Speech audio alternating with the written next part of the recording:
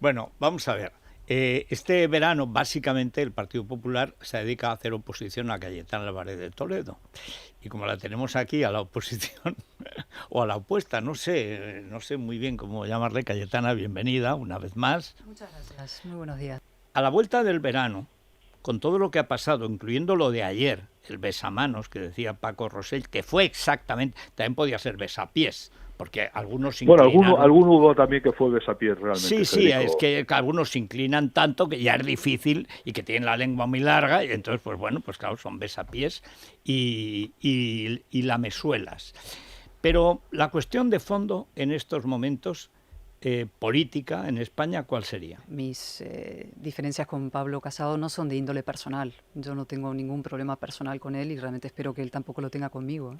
Esto es política y de política hablamos y podemos tener algunas diferencias, matices, percepciones distintas de cuál es la situación o de cuáles son los remedios que se pueden intentar poner a esa situación. Es pura política y no es personal. Quiero que eso quede clarísimo. En tercer lugar, ¿dónde estamos? A ver, el acto de ayer, pues eso fue un acto de coacción al Partido Popular con los empresarios como atrezzo. Lo que pide el presidente del gobierno no es unidad, sino sumisión de la oposición. Porque la unidad, y cuando él clama y pide unidad, pues hay que recordarle que la unidad no es un fin en sí mismo. Es decir, la unidad no es un bien en sí mismo. Lo que hay que preguntarse es ¿unidad para qué? Es un instrumento la unidad para alcanzar un fin. Y ese fin es el que hay que diseñar y el que hay que aclarar y el que hay que poner sobre la mesa. Si me preguntáis cuál es ese fin, pues yo diría en este caso concreto tienen que ser unos presupuestos generales de Estado que reflejen o que recojan tres principios. Primero, realismo, es decir, describir con toda su crudeza la situación española. En segundo lugar, reformas profundas, difíciles, que si ponen hablar a los españoles con la verdad de lo que hay que hacer en España para que las próximas generaciones no carguen o para que nuestro país no sea el permanente, peor alumno de Europa, el que hay que rescatar cada 10 años. Es decir, un país que se puede levantar por su propio pie, que tiene toda la fortaleza y el talento interno para hacerlo, que no es un país condenado a la postración ni a la marginalidad. Es decir, unos presupuestos que encaren las reformas que hay que hacer de frente. Y en tercer lugar, tercer elemento, la responsabilidad. Es decir, un nuevo patriotismo de la responsabilidad que apele a la ciudadanía, que le hable a la ciudadanía como adultos, que les diga, no, chicos, esto no va a doler, no va a pasar nada, aquí no va a haber que hacer ningún sacrificio. Es decir, que diga, mire, vamos a hacer sacrificios, pero serán sacrificios útiles. No será un sufrimiento inútil que se prolongue a lo largo del tiempo, edulcorado con falsas ideas de que Europa lo va a pagar todo o que el Estado lo puede todo. Ni Europa va a pagar todo, ni el Estado lo puede todo, y tendremos que los propios ciudadanos, los propios españoles, hacer enormes esfuerzos, y eso es lo que va a venir en los próximos años. Entonces, todo lo demás es propaganda, celofán, maniobras de distracción, ¿no? Insisto, es el para qué y el momento en el que está España en estos momentos, que es en plena una nueva etapa de decadencia y una nueva etapa de postración. Y tú que sabes historia más que nadie, sabes que la historia española tiene momentos de extraordinaria grandeza, capacidad, expansión, momentos luminosos, como digo, y otros de grandes fracasos y momentos de prolongada y profunda decadencia. Además innecesaria. Innecesaria. Y estamos en un momento de nueva decadencia. Y lo que hace falta en ese momento de decadencia es liderazgos políticos fuertes, dispuestos a hablar con la verdad a los españoles, dispuestos a decirle a los españoles nos vamos a poner de pie. No hace falta que nos vengan a tutelar nadie, ni dentro ni fuera, y hablar con claridad. Y eso implica también, esa es la segunda parte de lo que a mí me interesa mucho y me importa y me preocupa, es dar la batalla cultural. ¿Y por qué digo eso? Porque España es un tablero inclinado. Es decir, es un tablero inclinado en el que la izquierda y los nacionalismos están en la parte alta del tablero. Y los liberales y los conservadores, la derecha en general, están en la parte baja del tablero. Entonces, todos los esfuerzos que tienen que hacer los liberales y los conservadores para que sus políticas avancen son cuesta arriba, van como Sísifo empujando, arrastrando una enorme piedra y cada tanto vuelven a caer. ¿Por qué está inclinado el tablero? Porque la izquierda en España y el nacionalismo gozan de una falsa e inmerecida superioridad moral sobre todos los demás. Que es mediática. que es mediática, que es cultural, que lo permea absolutamente todo. Entonces la tarea, creo, de quienes defendemos, primero que haya un tablero perfectamente equilibrado y que la verdad se asiente y que el régimen de la transición, el sistema de la transición prospere y tenga continuidad, es equilibrar el tablero, dar una batalla cultural para que podamos disputarle a la izquierda y al nacionalismo sus políticas en igualdad de condiciones. La primera frase de la República de los Tontos, que reconozco que se me había escapado. Yo creo que le tengo tal manía al del tío de la jeta de acero calcinado, pero recuérdanos esa frase extraordinaria. Sí, textualmente dijo, hablando de la pandemia, este virus pone de manifiesto que somos una única humanidad. Una única humanidad. En torno a un solo hombre que es él. Sí. Faltó añadir. Esa es la idea. La idea es esa, ¿no? Siempre hay que ver lo que hay detrás. Santi, pregunta si quieres o haz tu observación, lo que te apetezca. Sí, pues en primer lugar lo que quería es decir algo sobre la entrevista que publicó El Mundo el domingo pasado, que me parece una gran entrevista, una de las mejores entrevistas políticas que yo he leído en los últimos años, y esto no es solo por las respuestas que proporciona Cayetana, que ya había demostrado que ante preguntas no inteligentes en la entrevista del País era capaz de resolver una entrevista fantástica, pero bueno, yo quería hacerle una pregunta, porque me llegó la noticia de que el PP no ha creído que esa entrevista fuera digna de ser incluida en el resumen de prensa que se reparte a todos los diputados del Grupo Popular, y quería saber si esto efectivamente es cierto, si puede confirmarlo. Creo que sí, creo que no fue incluida. En todo caso me parecen usos antiguos e inútiles, porque las entrevistas se leen, estén o no, en los resúmenes de prensa que se distribuyen a los cargos del partido, ¿no? O sea, es un mundo abierto, es una sociedad abierta, y los medios de comunicación y las informaciones nos llegan por todos lados, con lo cual, insisto, me parece un uso antiguo e inútil. En cualquier caso, siguiendo un poco en la línea de lo que comentaba Santiago González, a mí sí me gustaría preguntar a Cayetana si que hay de verdad en esas informaciones, o no sé si rumores, no sé cómo calificarlo, que desde Génova 13 comienzan a difundirse entre los periodistas, que dicen que usted no fue convocada a la calle Génova 13 para ser cesada, sino que en el fragor de una conversación de 2 horas que se fue elevando el tono poco a poco, fue cuando Pablo Casado, en un momento determinado, decide presentar el pastel, ¿no? ¿Eso es cierto? ¿Le da a usted algún tipo de credibilidad a esas informaciones, rumores que se están...? Mi impresión, honestamente, es que cuando yo fui convocada a Madrid era ya para comunicarme mi destitución. Y, en fin, yo lo de las filtraciones y todo eso, confieso que me aburre mucho y que procuro darles la menor importancia posible. Pero es verdad que el verano fue un festival de filtraciones, y más allá del verano, desde hace mucho tiempo, ¿no? Yo he dicho, me parece que era una operación que se puso en marcha tiempo atrás y que llega, digamos, alcanza su cenit en el verano con filtraciones diciendo, pues si ella no se va, le invitaremos a irse en agosto, y este tipo de frases así un poco, en fin, me ahorro el calificativo. Pero no, eso me da la impresión de que eso ya estaba previsto, ¿no? Pero, insisto, yo, por ir al fondo del asunto, y que es la pregunta que hacía Federico al principio, la cuestión es dónde está España ahora y qué tenemos que hacer. Y eso es lo que a mí de verdad me preocupa. Y dar la batalla cultural y la batalla política, la construcción de una enorme alternativa a un bloque de la ruptura, porque lo que estamos una vez más es en el dilema reforma-ruptura, que es el gran eje de la transición, ¿no? La transición se hace por los que apuestan por la reforma, por el reformismo y por la reconciliación. Es decir, ahí entran todos, entra el Partido Comunista de Carrillo también, y quien se queda fuera de ese gran acuerdo son excrescencias, es decir, se queda la ETA y se queda el FRAP. Se queda la extrema izquierda, digamos, organizada en torno al FRAP, ¿qué es lo que estamos viviendo en estos momentos? Que los promotores de la ruptura han entrado al corazón del sistema y están en el gobierno de la nación. Y que el presidente del gobierno coquetea con la ruptura y se ha convertido en el principal, digamos, adalid de las fuerzas políticas y de los movimientos que promueven la ruptura en España. Es el heredero directo de Zapatero, que es el que, reinicia esta etapa de ruptura, de ruptura. Entonces, ¿qué necesita España?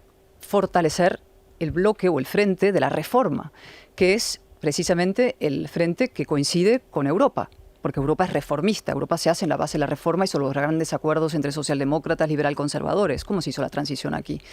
Y nosotros lo que tenemos que trabajar para hacer es para fortalecer ese gran bloque de la reforma en España. ¿Eso cómo se hace? Yo creo que, con mucha fortaleza, mucha claridad, mucha valentía, primero dando la batalla cultural contra esta presunta superioridad moral de la izquierda, nacida de un equívoco original, que es la idea de que todo antifranquista era demócrata. No es verdad. La inmensa mayoría de antifranquistas fueron demócratas, pero los hubo que no lo fueron, ETA y AFRAP. La inmensa mayoría nada. Santi y yo, que estábamos ahí, te lo podemos decir. Digamos, salvo el partido que apostó por la reconciliación nacional por orden de Stalin, que les llegó a decir que entraran en los sindicatos verticales, cosa que, como demostró Comisiones Obreras, se reveló inteligente, porque la idea de que Stalin era un idiota es absolutamente falso. Stalin era inteligentísimo, malo, pero muy inteligente. Pero el partido, donde estuvimos Santi y yo, el partido sí estaba por la reconciliación nacional.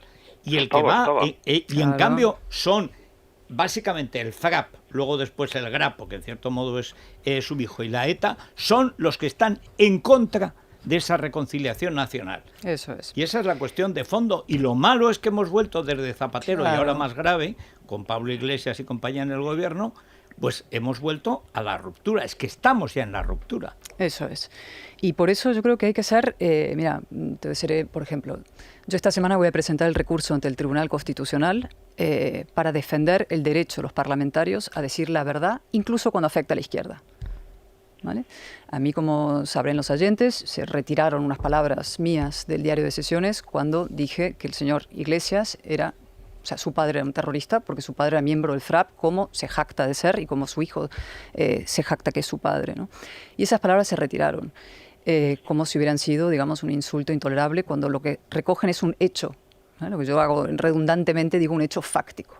En cambio, no se retiran del diario de sesiones todo tipo de juicios de intenciones, como por ejemplo cuando se dijo, no sé, Vox es un partido que pretende dar un golpe de Estado, eso no se retira, o cuando se llama corruptos a todo el Partido Popular, cuando se llama inmundicia a la gente, eso no se retira. Y sin embargo, un hecho, cuando afecta a la médula de esta cuestión, que es, digamos, la presunta legitimidad moral que tiene cualquier antifranquista por el hecho de haberlo sido, entonces se retiran. Y yo voy a presentar ese recurso ante el Tribunal Constitucional esta semana, en defensa, insisto, no del derecho del parlamentario a insultar, ni el derecho a calumniar, que lo tiene. Un parlamentario puede, digamos, en el uso de su libertad de expresión, muy ampliamente entendida, incluso llegar al insulto. No, ese no es el derecho que reivindico. Reivindico algo mucho más importante, insisto, el derecho a decir la verdad en el Parlamento, también cuando afecta a la izquierda. Y me parece sustancial en la batalla cultural, es parte de la batalla cultural. Yo repasé, estoy escribiendo un libro, que espero terminar este mes, sobre cómo está lo que está pasando en España, que es precisamente eso, la vuelta de los comunistas que no querían la transición, que querían volver a la guerra civil. Y repasé ese momento en el que Cayetano Álvarez de Toledo dice: los hijos no somos responsables de nuestros padres. Es decir, tú, Pablo Iglesias, no tienes por qué sentirte del FRAP, un terrorista del FRAP. No tienes por qué. Si lo haces es porque quieres. Ni siquiera los padres somos del todo responsables de lo que hagan nuestros hijos. Ahora bien, como usted no deja de llamarme marquesa, pues lo voy a recordar. Usted es el hijo de un terrorista, usted pertenece a la aristocracia del crimen político. Y en ese momento hay un plano que está grabado, en el que están Pablo Casado y Teodoro García Egea, y detrás un señor que no sé quién es. Este señor se levanta como un resorte y se pone a aplaudir con entusiasmo, porque realmente fue un final apoteósico. Casado, amenazando lo peor, se pone a aplaudir y de pronto se da cuenta y baja una manita, y es como si se quedara aplaudiendo con una mano. Pero en cambio, Teodoro García Egea, el luego verdugo, entonces aplaude así, plom, plom, plom, y asintiendo, pero asintiendo como un huertano cuando ha firmado el precio de los pimientos, de los paparajotes murcianos, ¿eh? O sea, asintiendo. Y ahora resulta que el partido no puede respaldar eso. Y Santi González dijo que tendría que hacer, lo contó en su blog, un crowdfunding, es decir, una colecta, que es lo que siempre se ha llamado en España, porque es caro un recurso anticonstitucional. Y aunque tenga ese aspecto solvente... No tan caro como se ha filtrado por ahí, por cierto. Yo he visto unas cifras astronómicas que veo que van en aumento, además. Sí. Van en aumento. Dicen, Álvarez de Toledo pretendía, el partido se negó. No son cifras de ese calibre, tranquilidad. Pero sí, yo creo que eso yo lo voy a costear y voy a seguir adelante, porque me parece, insisto, me parece absolutamente crucial. Está en la médula de la, insisto, superioridad moral que exhibe la izquierda y que exhibe el nacionalismo en España. Y que exhibe incluso Bildu. Sí. Es decir, ¿por qué se legitima un acuerdo político con Bildu? ¿Qué es lo que hay detrás digamos, de que se permita la legitimidad de Bildu? En el hecho de que, mira, en el fondo, como antifranquistas, la ETA era antifranquista, por tanto, una cierta legitimidad en su origen. Además, una cosa añadida en esta cuestión, en la que la gente no repara, los que estuvimos allí sí, porque sabíamos que no queríamos matar. Estábamos contra Franco, pero no queríamos matar. Es que son las víctimas del FRAP. Es decir, sí, el desprecio.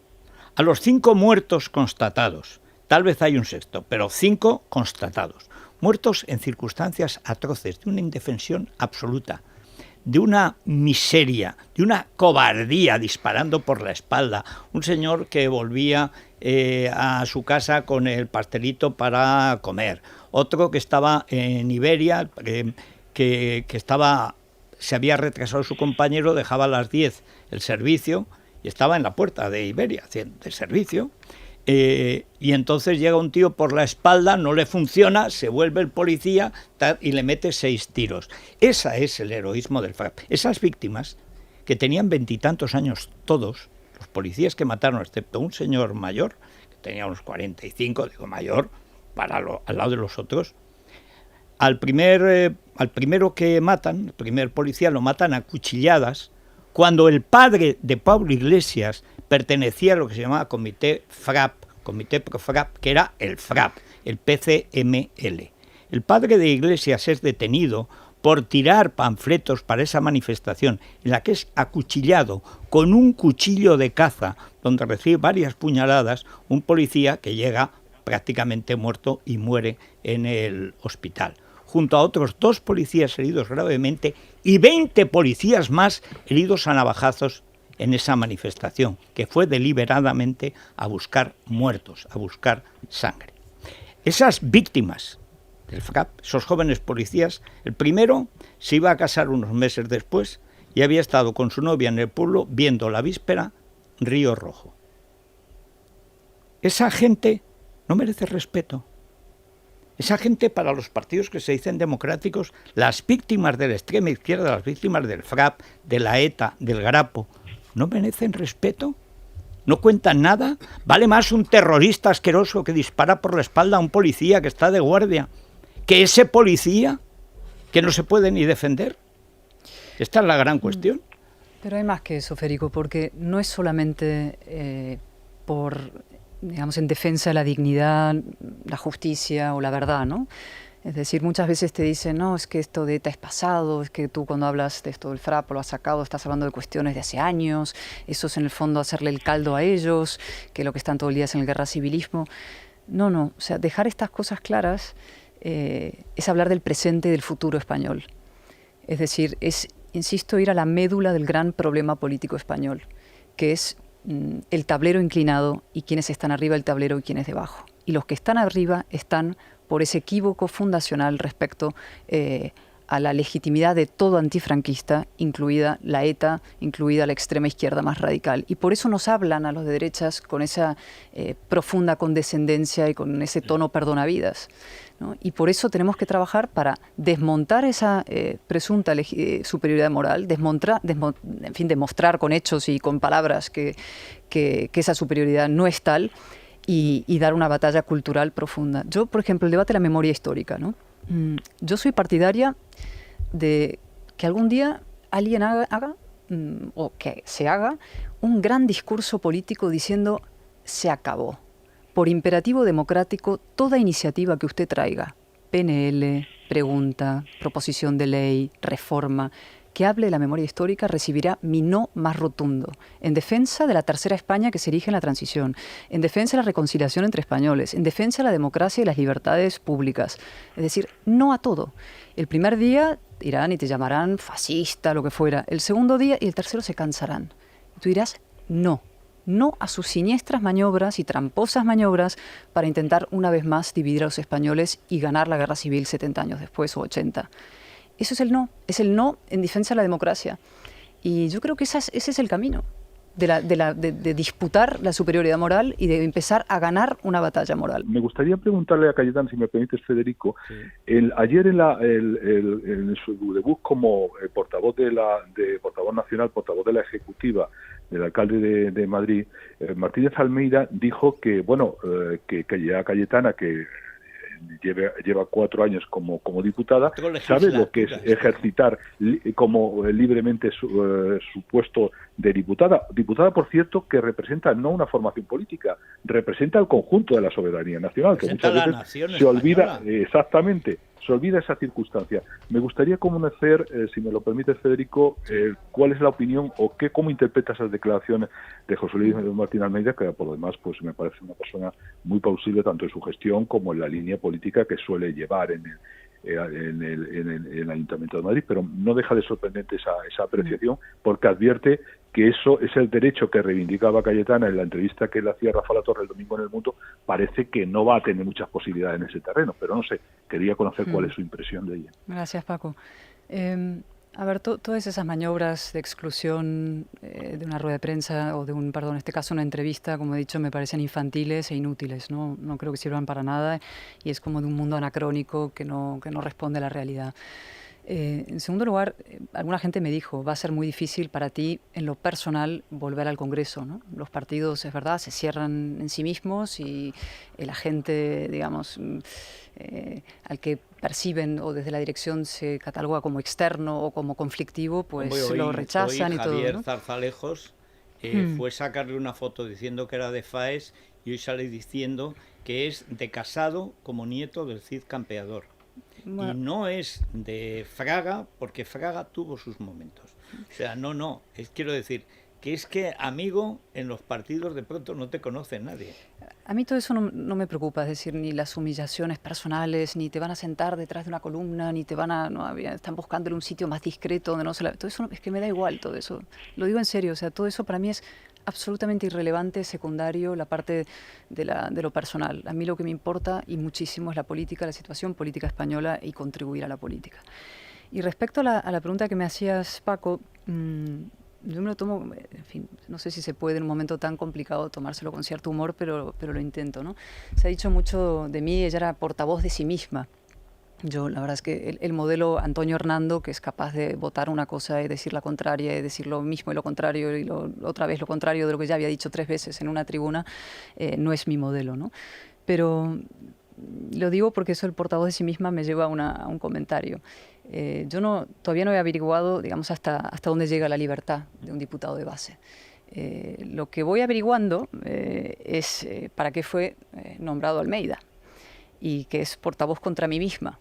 Es decir, de alcalde de todos los españoles a portavoz contra la ex portavoz. Y eso me parece que no tiene mucho sentido, la verdad, ni recorrido. Más que no, tiene un sentido, lo que pasa es que es un sentido que empobrece. Sí, pero que él es un muy buen político, yo creo que un magnífico gestor, y creo que este papel no es el que le corresponde, ¿no? Y luego esto todo se adorna con algunas anécdotas cómicas. Os contaré esta anécdota que a mí me pareció realmente cómica, que dan a veces las relaciones entre periodistas y políticos, ¿no? Ayer un periodista puso un tuit sobre mi entrevista en El Mundo, ¿no? Y ese mismo periodista que puso el tuit luego le preguntó al alcalde, o al portavoz, perdón, lo que opinaba sobre mi entrevista. Y el alcalde contestó utilizando los mismos argumentos del periodista en su tuit. Y luego el periodista alabó en su crónica lo cáustico, inteligente y listo que había estado el alcalde utilizando el tuit del propio periodista que puso el tuit, le hizo la pregunta y luego lo alabó en los medios. Es que esas cosas son cómicas, de verdad. Es que esto tiene que ser un poco más serio. En fin, hay que reírse realmente. Si uno por eso, en España, este tipo de cosas a mí no me preocupa. Y sí me preocupa, insisto, y Paco creo que lo ha descrito mucho mejor que yo, es el fondo político del asunto, el grave problema español, que es esa legitimidad moral y que es que ahora el Partido Socialista, que no es de ahora, es decir, este proceso empezó hace mucho tiempo, digamos, se coloque con las fuerzas de la ruptura como principal vanguardia electoral de las fuerzas rupturistas en contra de un sistema que costó muchísimo levantar y que francamente es probablemente lo mejor que hemos hecho los españoles en 500 años de muy difícil historia en común. Pero yo querría preguntar, ¿puedo añadir algo a este respecto? Sí. A ver, a mí una de las grandes sorpresas, ya que estamos hablando de esto, de las declaraciones del portavoz nacional del PP, José Luis Martínez Almeida, el alcalde de Madrid, de quien tengo una inmejorable opinión en línea con lo que acaba de manifestar Cayetana. Me parece que ha sido un buen gestor y me parece que es uno de los dirigentes del PP que tiene el don de la palabra, que no es poco, ¿no? Por eso se la van a quitar. Es que no saben la trampa que ha caído. Pero es que por eso tiene en sus declaraciones de ayer una cosa que me parece una trampa para osos, esto que es cuando dice que Cayetana, en línea con lo que ha dicho Casado, Cayetana tiene siempre abiertas las puertas del partido. Hombre, esto es un lapsus, eso solo se le puede decir de alguien a quien ya se considera fuera. Si está dentro del partido, como parece que pasa, que tiene las puertas abiertas es para que salga. Que es evidentemente la intención está bien inconsciente. Visto, pero es probablemente inconsciente, sí, tiene las puertas abiertas. No, yo quiero decir que yo estoy dentro del PP, y estoy muy dentro del PP, y que nadie se puede arrogar en exclusiva, digamos, la representatividad de todo el PP. Y yo me siento bien dentro del PP. Y considero que represento a muchas personas de la base social del partido que quieren ver un partido fuerte, ancho, abierto, que sea capaz además de reagrupar el gran espacio político de la razón, que en otras épocas Aznar llamaba todo lo que está a la derecha y a la izquierda, y que hoy en día va mucho más allá de eso, es decir, es todas las personas que defienden al individuo como el sujeto político básico de una sociedad civilizada y moderna, es decir, contra las políticas identitarias, sean nacionalistas, sean feministas radicales, sean, en fin, estrategias que lo que buscan es fragmentar a la sociedad en colectivos y a través de la colectivización de la sociedad someter a unos y desde luego enfrentar a unos colectivos con otros. Eso es el nacionalismo, eso es el populismo, eso es Podemos, eso es el feminismo radical, eso es lo que Sánchez en el fondo encabeza con esa especie de Frankenstein que va mutando con todo tipo de grupúsculos al frente del gobierno de la nación. Y por eso la gran alternativa pasa por dar una batalla contra el identitarismo y las políticas identitarias. Y creo además, y lo vengo repitiendo hace algunas entrevistas, que lo que está pasando en una parte del mundo de izquierdas, el más vinculado a los tradicionales valores de la igualdad, libertad, etcétera, en el mundo progresista americano más ilustrado y en algunos sectores de jóvenes escritores, políticos y periodistas, políticos menos, pero periodistas, escritores en España, es esperanzador. Hay mucha gente progresista, no progre de izquierdas, digamos, que empiezan a reaccionar contra la espiral identitaria y a buscar un asidero intelectual, político, que defienda la libertad y la igualdad como principios básicos de una sociedad abierta.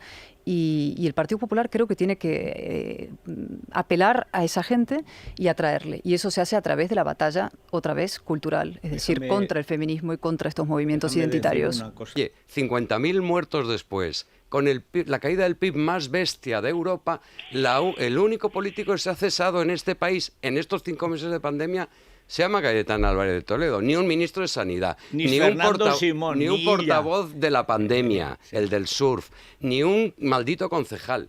solo Cayetana. ¿Y esto por qué es? Entonces yo ahí enlazo con la sugerencia que quería hacerle a Cayetana, que es en el papel que ahora mismo va a asumir usted de diputado de base.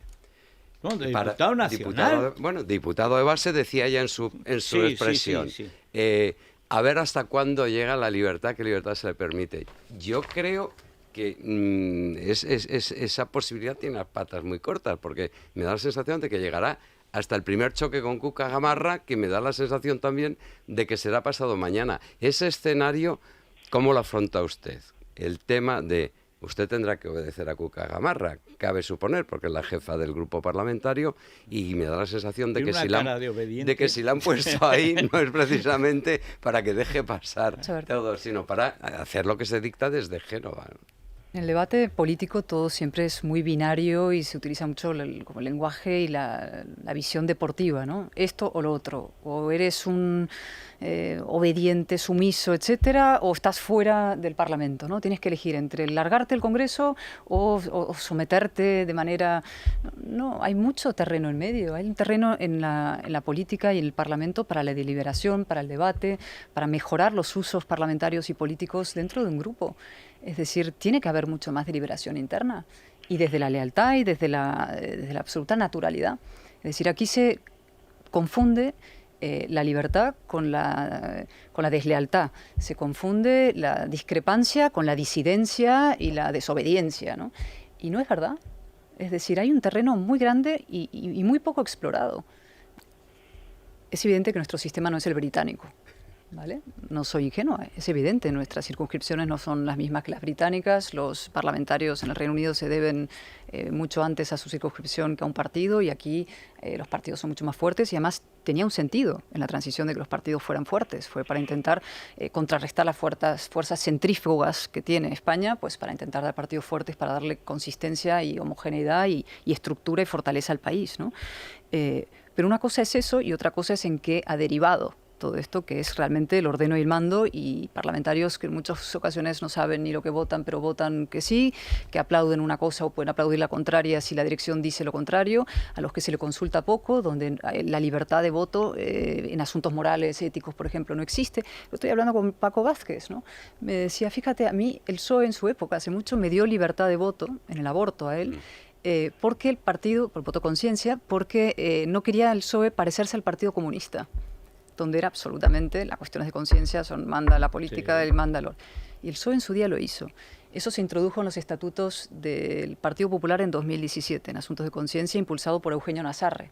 Es decir, hay margen para mucha deliberación y para mantener la unidad de acción, que es imprescindible en un grupo parlamentario, y la disciplina, que por supuesto es imprescindible, necesitas que funcione eso como un bloque fuerte, pero promoviendo capacidad de iniciativa y libertad de opinión dentro de los parlamentarios para que aflore algo que existe. Yo conozco al grupo parlamentario ahora, los conocí en su época y ahora como portavoz, claro, son personas que no son todas idénticas. Son personas con perfil, son personas inteligentes, son personas adultas, son personas con sensibilidades y matices. Pues esos matices y sensibilidades que son reflejo de lo que es un país, también se tienen que ver y se tiene que poder escuchar a una persona que no es la voz del argumentario oficialmente, digamos, estampado por la mañana en Génova y que todos tienen que repetir como loros. Muchas gracias, señora diputada. No olvide que pertenece a la nación, no al partido, y por lo tanto los nacionales, que somos nosotros, los de la nación española, queremos que se gane el sueldo. En el grupo popular, en el grupo mixto y si hace falta en el grupo folclórico de la Jota de Calanda, lo creamos, lo que haga falta. Muchas gracias a todos.